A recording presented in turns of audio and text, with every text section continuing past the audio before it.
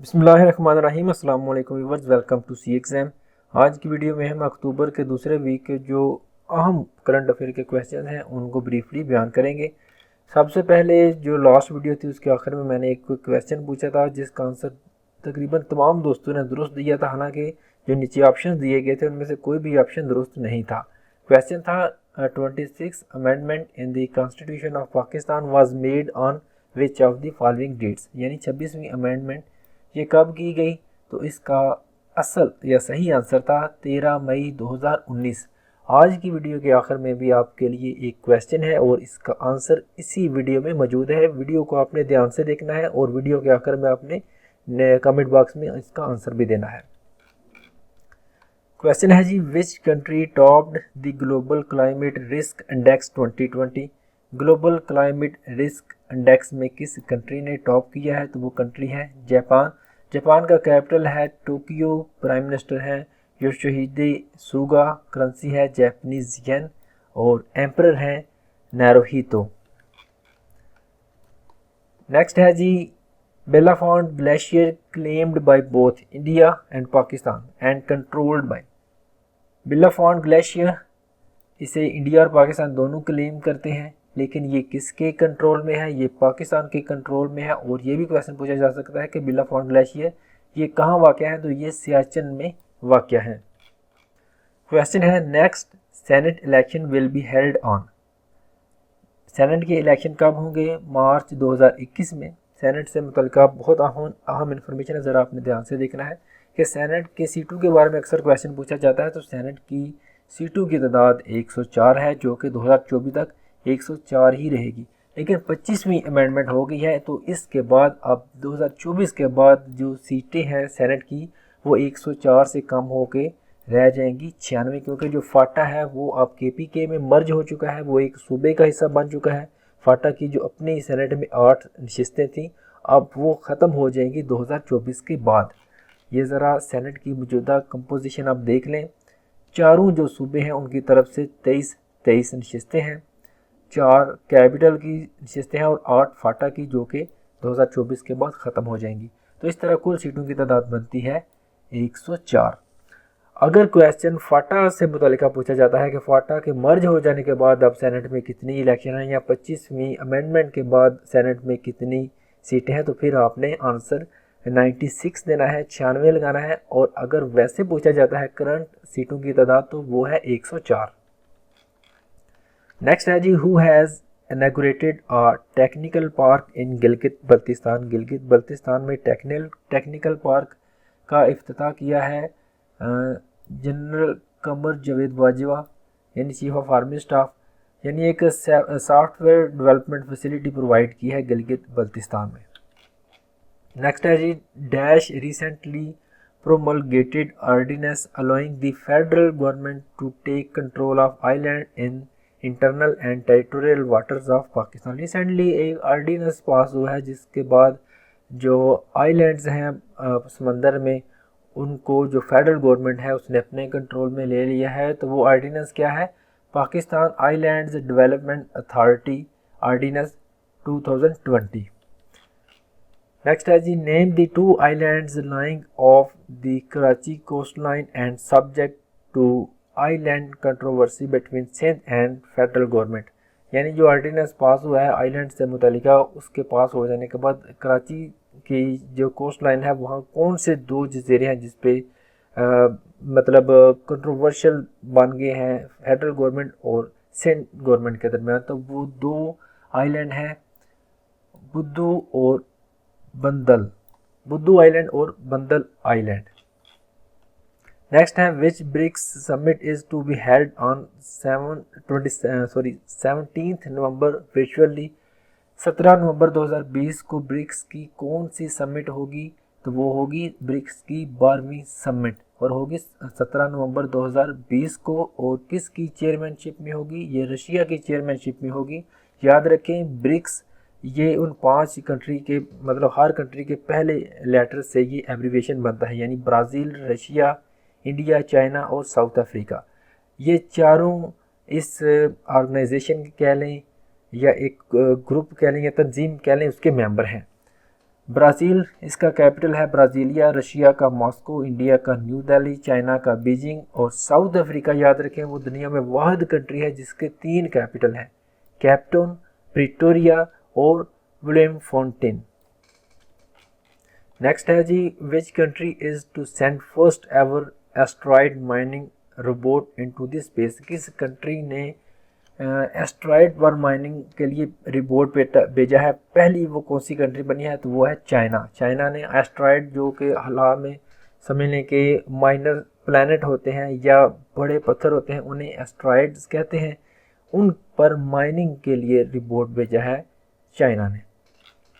Next है जी, world cotton day is being observed on which date. World cotton day 7 अक्टूबर को observe किया जाता है हर साल 2019 से।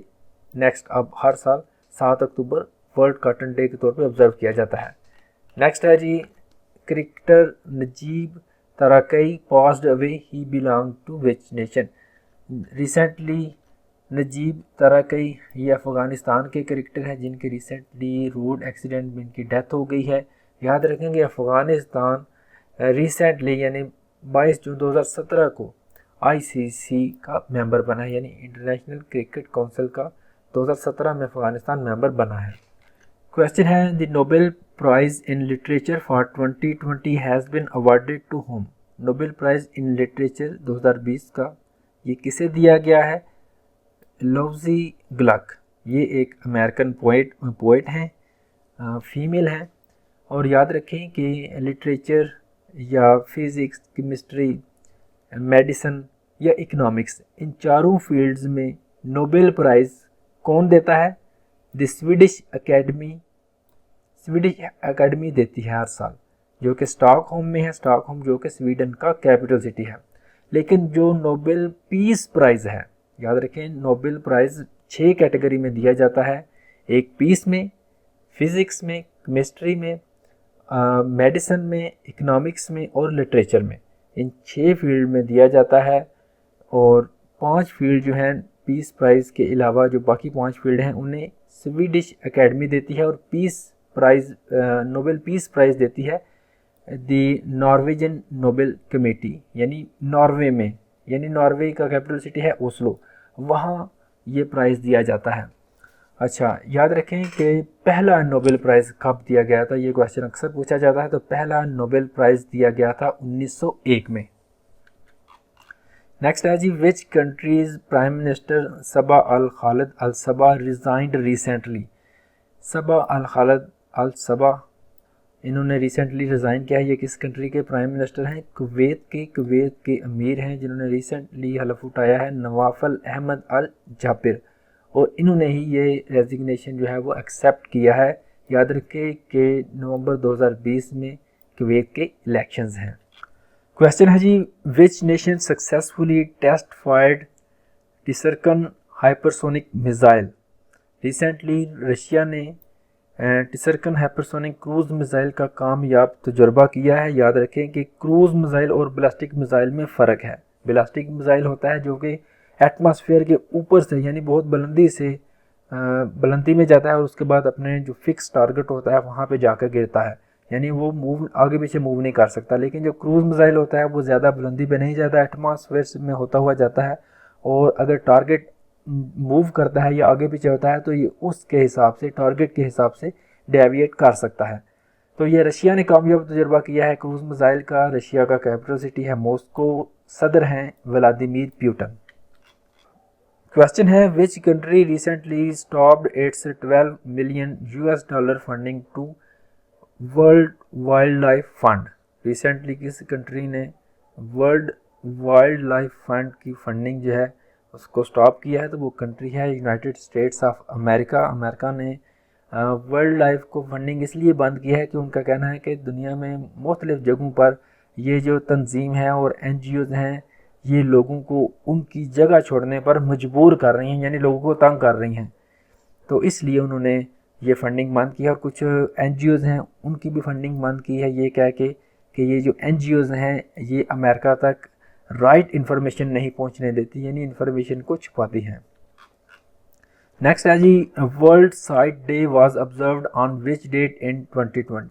वर्ल्ड साइट डे 8 अक्टूबर को ऑब्जर्व किया जाता है 2020 में। इसका थीम था होप इन साइट। क्वेश्चन है, scientist Mario Molina passed away, he was the winner of which award. Mario Molina इन्हें नोबेल प्राइज़ मिला था 1995 में केमिस्ट्री में, और ये वाहिद मैक्सिकन साइंटिस्ट थी जिन्होंने ये अवार्ड हासिल किया था। नेक्स्ट है जी, Jordan's king Abdullah II appointed him as prime minister of the country.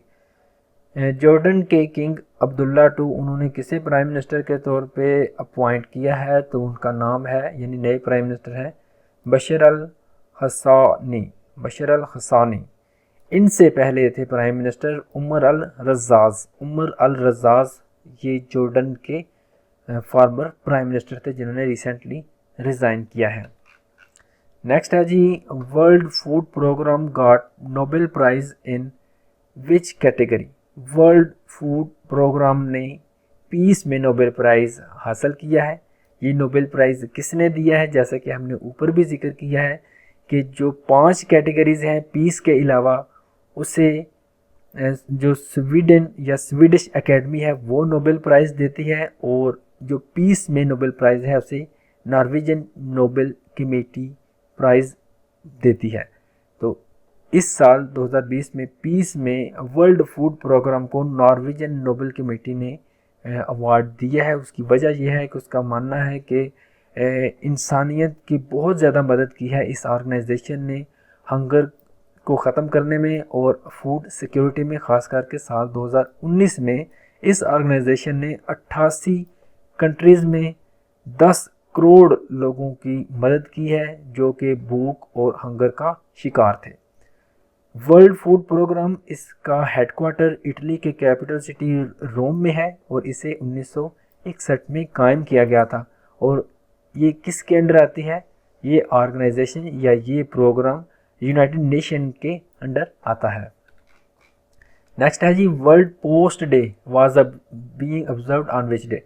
World post day ये 9 अक्टूबर को हर साल ऑब्जर्व किया जाता है। वर्ल्ड जो डे होते हैं, इंटरनेशनल डे, ये क्वेश्चन एग्ज़ाम में पूछे जाते हैं, इसलिए इनका जिक्र करना ज़रूरी है। क्वेश्चन है, which nation joint WHO back global vaccine alliance Covax. Recently WHO, जिसे WHO यानी वर्ल्ड हेल्थ ऑर्गेनाइजेशन जिसे बैक कर रहा है, और ग्लोबल वैक्सीन अलायंस उसे नाम दिया गया है कोवैक्स का। इसे किसने ज्वाइन किया है रिसेंटली, तो चाइना ने ऑफिशियली इसे ज्वाइन किया है।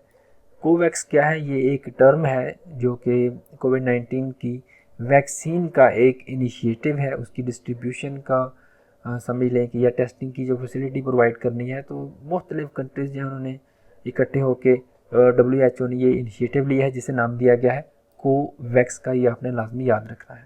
तो चाइना रिसेंटली इसका ऑफिशियली मेंबर बना है। क्वेश्चन है, which app has been blocked by PTA over indecent और filthy content on 9 October 2020। Recently 9 अक्टूबर 2020 को PTA ने टिकटॉक को बैन किया है, क्योंकि वो फिल्थी या गंदा मवाद पेश कर रहा था जो कि हमारे माशरे के मुताबिक नहीं है। तो PTA ने इसे बैन किया है। PTA एब्रीवेशन है पाकिस्तान टेलीकम्युनिकेशन अथॉरिटी का, और इसे कायम किया गया था 1996 में, और इसके मौजूदा चेयरमैन है मेजर जनरल रिटायर्ड आमिर अजीम बाजवा। और टिकटॉक ये एक मोबाइल ऐप है, सोशल मीडिया की ऐप है जो कि किस कंट्री से बिलोंग करती है, चाइना से।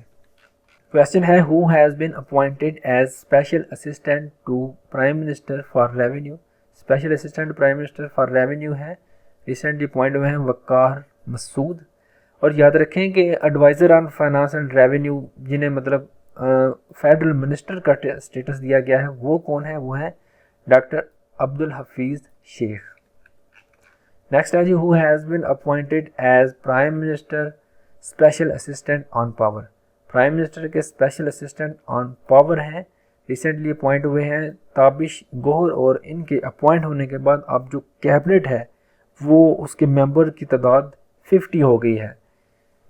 और ये किस पर असिस्टेंट है, स्पेशल असिस्टेंट है ये ऑन पावर। याद रखें कि पावर डिवीज़न के मिनिस्टर हैं उमर अयूब, और उमर अयूब इनके पास एक एडिशनल डिवीज़न भी है, वो है पेट्रोलियम की, पेट्रोलियम डिवीज़न।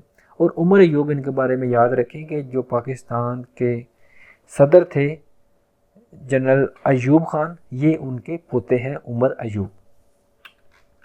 नेक्स्ट है जी, who is the caretaker chief minister of Gilgit Baltistan. Gilgit Baltistan के केयर टेकर चीफ मिनिस्टर कौन है? मीर अफजल।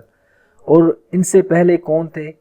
हफीज़ुर रहमान, हाफिज़ हफीज़ुर रहमान, जो कि 23 जून 2020 को टर्म 5 साल की ख़त्म हो गई, और उसके बाद से मीर अफजल ये केयर टेकर चीफ मिनिस्टर है।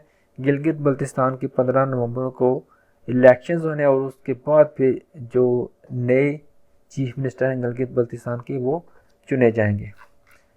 वीडियो के आखिर में आपके लिए एक क्वेश्चन है, इसका आंसर आपने नीचे कमेंट बॉक्स में देना है, और इसके अलावा जो एडिशनल इन्फॉर्मेशन है वो भी आपने देने की कोशिश करनी है। इसके अलावा बाकी जो दोस्त हैं वो ज़रूर कमेंट बॉक्स को विज़िट किया करें। अगर कोई गलती हो जाती है तो उसको भी कमेंट बॉक्स में हम करेक्ट करते हैं, या जो एडिशनल इन्फॉर्मेशन होती है बाकी दोस्तों के साथ वो भी नीचे कमेंट बॉक्स में शेयर करते हैं। तो नीचे कमेंट बॉक्स में अगर आप जाएंगे तो आपको ज़रूर कुछ ना कुछ इन्फॉर्मेटिव मिलेगा।